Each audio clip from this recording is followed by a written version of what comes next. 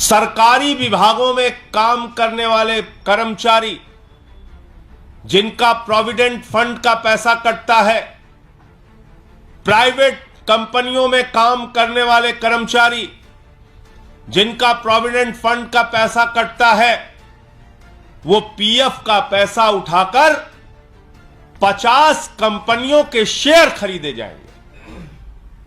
50 कंपनियों के शेयर खरीदे जाएंगे। और आपको जानकर हैरानी होगी कि इसमें 2 कंपनियां, अडानी पोर्ट और अडानी इंटरप्राइजेस, ये 2 कंपनियां अडानी की हैं। और पैसा कितना लगा है आप सुनेंगे तो आपके होश उड़ जाएंगे। 1,57,000 करोड़ रुपए, 1,57,000 करोड़ रुपए इन कंपनियों का शेयर खरीदा गया है। किसके पैसे से? जो भविष्य के सुरक्षा के लिए लोग, कर्मचारी अपने भविष्य की सुरक्षा के लिए पीएफ का पैसा रखते हैं, उस पैसे से 1,57,000 करोड़ रुपए का शेयर खरीदा गया है। करीब करीब 38,000 करोड़ रुपए का सालाना शेयर उन पैसों से खरीदा जाता है। बहुत सारे बुजुर्ग मिल जाते हैं पार्कों में नरेंद्र मोदी जी का समर्थन करने में। मैं आज सभी उन अंकल्स से कहना चाहता हूं, आंटी से कहना चाहता हूं,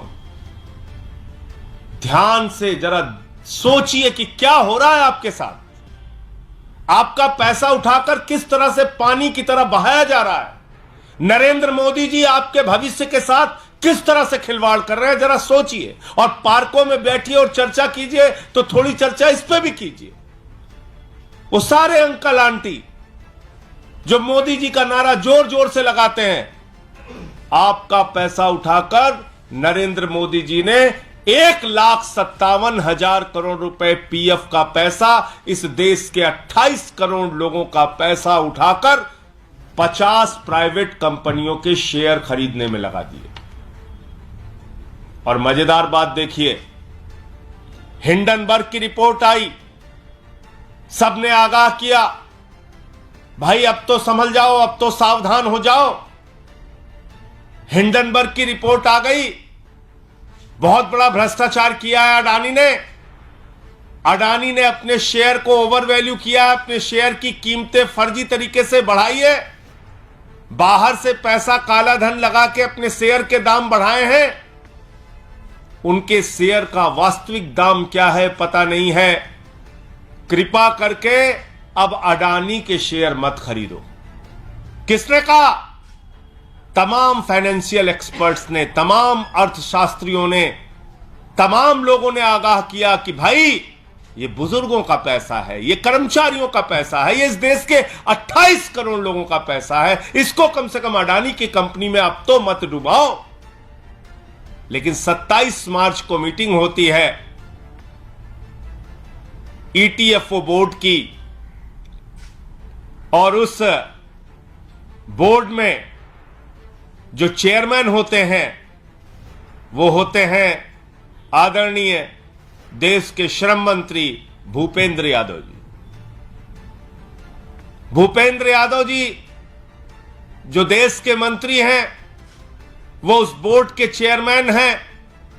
ये रिपोर्ट भी आ जाती है, आगाह भी किया जाता है कि भाई आप कर्मचारियों की जीवन से जुड़ा हुआ उनके भविष्य की निधि जो रखी है, उनके लिए जो पीएफ का पैसा उनके संकट के समय में काम आता है, कम से कम ये पैसा अडानी के ग्रुप पे मत लगाइए। लेकिन बावजूद इसके वो पैसा अडानी की उन 2 कंपनियों में फिर लगाया जाता है।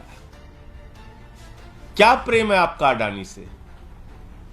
आप देश के करोड़ों लोगों का पैसा क्यों उठा के अडानी के ऊपर लुटा रहे हैं? एलआईसी में लुटा रहे हैं अडानी का पैसा, अडानी का पैसा उठाकर, एलआईसी का पैसा उठाकर अडानी के ऊपर लुटा रहे हैं, एसबीआई का पैसा उठाकर अडानी के ऊपर लुटा रहे हैं, पीएनबी का पैसा उठाकर अडानी के ऊपर लुटा रहे हैं, बैंकों का पैसा उठाकर अडानी के ऊपर लुटा रहे हैं, और अब ये पीएफ का पैसा करोड़ों लोगों के जिंदगी से जुड़ा हुआ पीएफ का पैसा वो उठाकर अडानी के ऊपर लुटा रहे हैं।